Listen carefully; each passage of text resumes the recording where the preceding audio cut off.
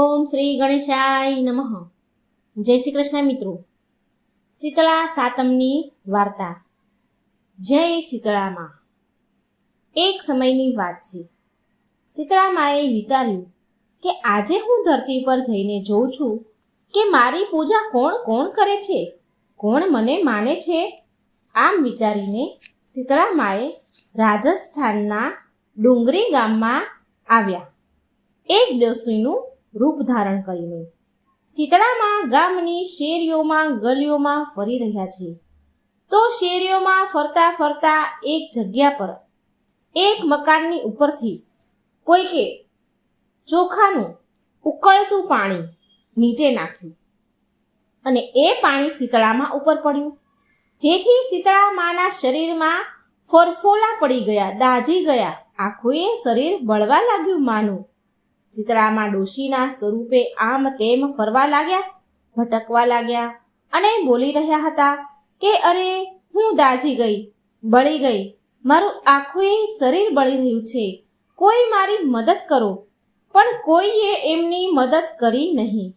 એવામાં એક ઘરની બહાર એક કુંભારણ સ્ત્રી બેઠી હતી.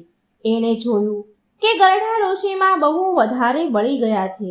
એના પૂરા શરીરમાં ફરફોલા પડી ગયા છે અને એના શરીરની બળતરા એ સહન નથી કરી શકતા, બૂમો પાડી રહ્યા છે. ત્યારે એ કુંભારણ બોલી કે માં, તમે અહીં બેસી જાઓ, હું તમારા શરીર પર ઠંડુ પાણી રેડી આપું. પછી શીતળામાં ત્યાં બેસી ગયા કુંભારણના ઘરના આંગણામાં અને કુંભારણે સ્ત્રીએ એમના પર માટીના ઘડાથી ઠંડુ પાણી રેડવા લાગી અને બોલી કે માં, મારા ઘરમાં રાતની બનાવેલી રાબડી છે, તમે ખાઈ લો. કુંભારણે શીતળામાને ડોશી સ્વરૂપે હતા એમને રાબડી અને દહીં આપ્યું.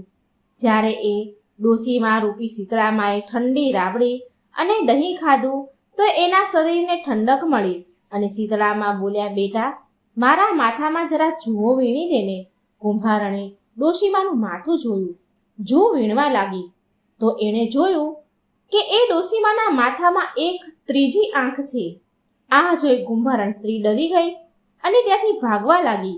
ત્યારે એ ડોશીમા બોલ્યા, બેટા, ડર નહીં, હું કોઈ ભૂત પ્રેત નથી, હું તો શીતળા દેવી છું.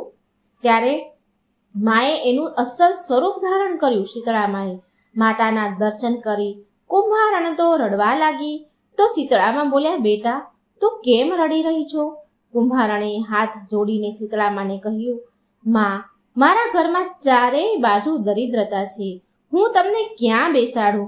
મારા ઘરમાં તો ના કોઈ બાજોટ છે, ના કોઈ પાટલા છે કે ના કોઈ આસન છે, તમને ક્યાં બેસાડું? શીતળામાં પ્રસન્ન થઈને કુંભારણના ઘરની બહાર ઊભા હતા અને ગધેડા ઉપર પછી એ બેસી ગયા. એક હાથમાં ઝાડુ અને બીજા હાથમાં લોટો લઈને કુંભારણના ઘરની દરિદ્રતાને ઝાટકી નાખી. માએ બધે જ વાળ્યું અને બધો દરિદ્રતા લોટામાં ભરીને ફેંકી દીધી અને મા બોલ્યા, હું તારી સાચી ભક્તિથી પ્રસન્ન થઈ છું બેટા, હવે તારે જે પણ વરદાન જોઈએ એ માંગી લે. ત્યારે કુંભારણ હાથ જોડીને બોલી કે માં, તમે આ ગામમાં સ્થિર થઈને રહો. જેવી રીતે મારા ઘરની દરિદ્રતા તમે દૂર કરી છે એવી જ રીતે જે કોઈ તમારી પૂજા ભક્તિ કરે તમે એની દરિદ્રતા દૂર કરજો. જેવી રીતે મારા ઘરની તમે દરિદ્રતા દૂર કરી એવી જ રીતે જે વ્યક્તિ ફાગણ માસની અષ્ટમી પર ભક્તિ ભાવથી તમારી પૂજા કરે, તમને ઠંડુ જળ અને ઠંડા ભોજનનો પ્રસાદ ધરાવે, એના ઘરની દરિદ્રતા તમે સ્વયં દૂર કરજો માં. શીતળામાએ કુંભારણને કહ્યું, તથાસ્તુ, અને બોલ્યા કે તું આ લોટાનું પાણી તારા ઘરમાં છાંટી દેજે. કાલે આખાય નગરમાં આગ લાગશે, આખું નગર સળગશે, પણ તારી ઝૂંપડીને કંઈ નહીં થાય, તારી ઝૂંપડી નહીં સળગે. આમ કહીને માં શીતળા અંતર ધ્યાન થઈ ગયા. કુંભારણે આમ જ કર્યું. લોટાનું પાણી પૂરી ઝૂંપડીમાં છાંટ્યું અને રાત પડી તો સાચી આખા જ ગામમાં આગ લાગી, પણ કુંભારણની ઝૂંપડીને કંઈ જ ન થયું, એમની એમ જ રહી. આ જોઈ નગરના રાજાએ કુંભારણને બોલાવી અને એને પૂછવા લાગ્યા કે કુંભારણ, પૂરા ગામમાં પૂરા નગરમાં આગ લાગી, પણ તારી ઝૂંપડી કેમ બચી ગઈ? તારી ઝૂંપડીને કેમ કંઈ ન થયું? ત્યારે કુંભારણે રાજાને શીતળા માતાની કૃપાની બધી જ વાત કહી અને બોલી કે મારા ઉપર શીતળા માતાની કૃપા થઈ છે. એ દિવસથી રાજાએ પૂરા નગરમાં ઘોષણા કરાવી કે હવેથી શીતળા અષ્ટમીના દિવસે કોઈ પણ ઘરમાં ચૂલો નહીં સળગે અને બધા જ ઘરમાં શીતળા માને ઠંડા ભોજનનો ભોગ ધરાવજો. હે શીતળા મા, જેવી કૃપા તમે એક કુંભારણ ઉપર કરી એવી જ કૃપા આ કથા સાંભળનાર, વાંચનાર, કહેનાર, હોંકારો ભરનાર બધા ઉપર જ કરજો. જય શીતળા મા. શીતળા માની બીજી વાર્તા. એક ગામમાં રાધિકા નામની એક બ્રાહ્મણી રહેતી હતી. એના પતિનો સ્વર્ગવાસ થઈ ગયો હતો.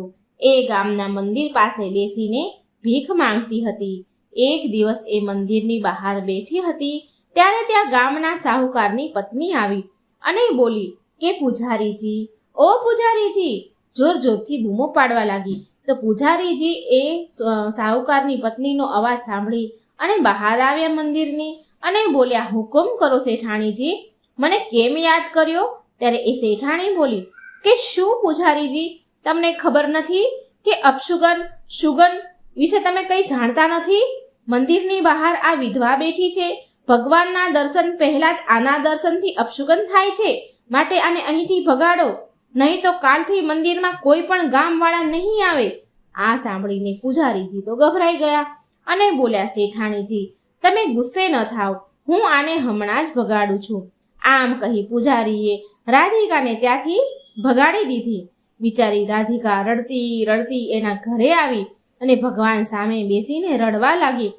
રાધિકા બોલી, હે ભગવાન, મારા પતિ સ્વર્ગવાસ થઈ ગયા છે તો એમાં મારો શું વાંક છે? હું ક્યાં જઈને ભીખ માંગુ? હું શું કરું? બીજા દિવસે રાધિકા નવું મંદિર શોધવા માટે ઘરેથી નીકળી ગઈ કે જ્યાં મંદિરની બહાર બેસીને તે ભીખ માંગી શકે. એટલે મંદિર શોધવા નીકળી. એ ગામની બહાર પહોંચી તો એને એક જૂનું મંદિર દેખાણું. રાધિકાએ વિચાર્યું કે આ મંદિર બરાબર છે અને ગામની બહાર પણ છે, અહીંથી મને કોઈ નહીં ભગાડે, હું અહીં જ ભીખ માંગવા બેસી જાઉં છું. આમ વિચારીને તે મંદિરની બહાર બેઠી. સવારથી સાંજ પડી ગઈ પણ એ મંદિરમાં કોઈ ન આવ્યું. રાધિકા બહુ દુઃખી થઈ. થોડી વાર પછી તેણે એક ગરડી ડોશીમાં આવતા દેખાયા.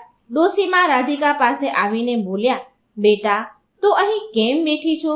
રાધિકા બોલી, માજી, હું ગરીબ વિધવા છું, માટે મંદિરની બહાર ભીખ માંગવા બેઠી છું.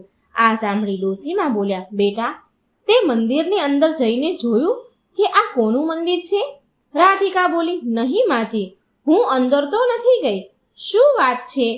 તો ડોશીમાં બોલ્યા, આ શીતળા માનું મંદિર છે.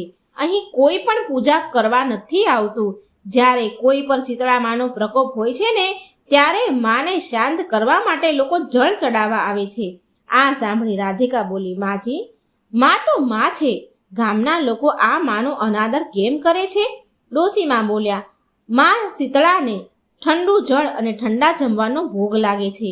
અષ્ટમીના દિવસે બધાએ વાસી જમવું પડે છે, માટે એ દિવસે ચૂલો નથી સળગાવવામાં આવતો.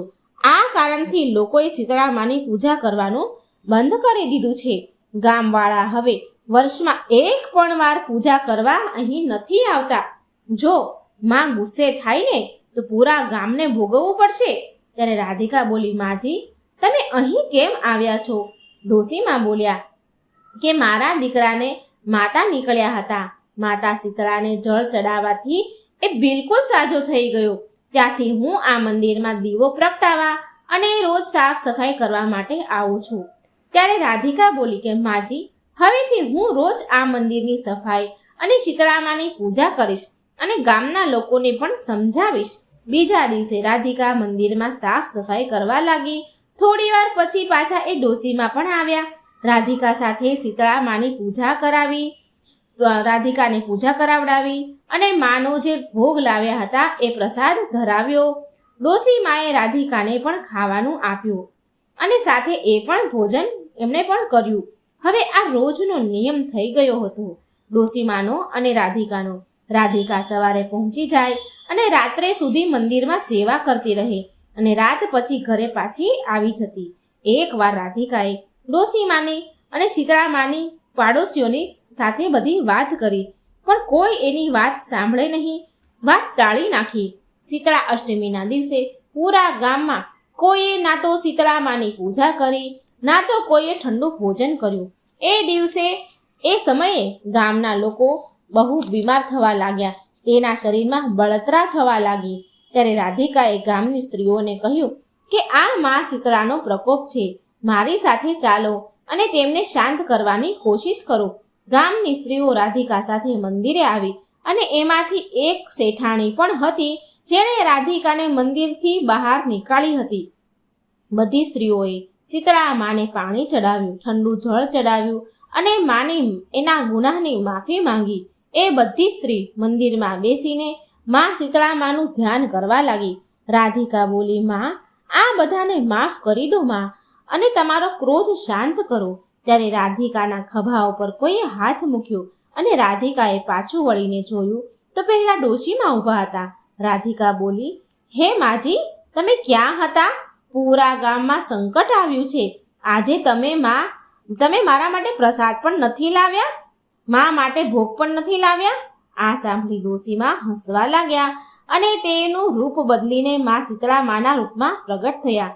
ગામની સ્ત્રીઓ મા શીતળા માના ચરણમાં પડી ગઈ અને માફી માંગવા લાગી.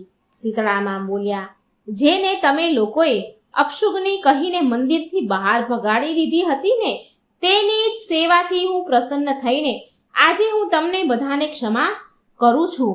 હવે ગામમાં કોઈને કષ્ટ નહીં રહે. આમ કહીને શીતળામાં અંતર ધ્યાન થઈ ગયા. હવે રાધિકા એ મંદિરમાં સેવા કરવા લાગી અને ગામવાળા રોજ પૂજા પાઠ કરવા લાગ્યા. મંદિરમાં જે પણ દક્ષિણા આવતી એ ગામના લોકો રાધિકાને આપી દેતા હતા. હવે એ બધા રાધિકાને ગુરુમાં માનવા લાગ્યા હતા. જય શીતળામાં. તમારા ભક્તોનું સદાય કલ્યાણ કરજો. તમારી વ્રત કથા સાંભળનાર, વાંચનાર, હોંકારો ભરનાર, કહેનાર બધા જ ઉપર તમારી કૃપા કરજો. જય શીતળામાં.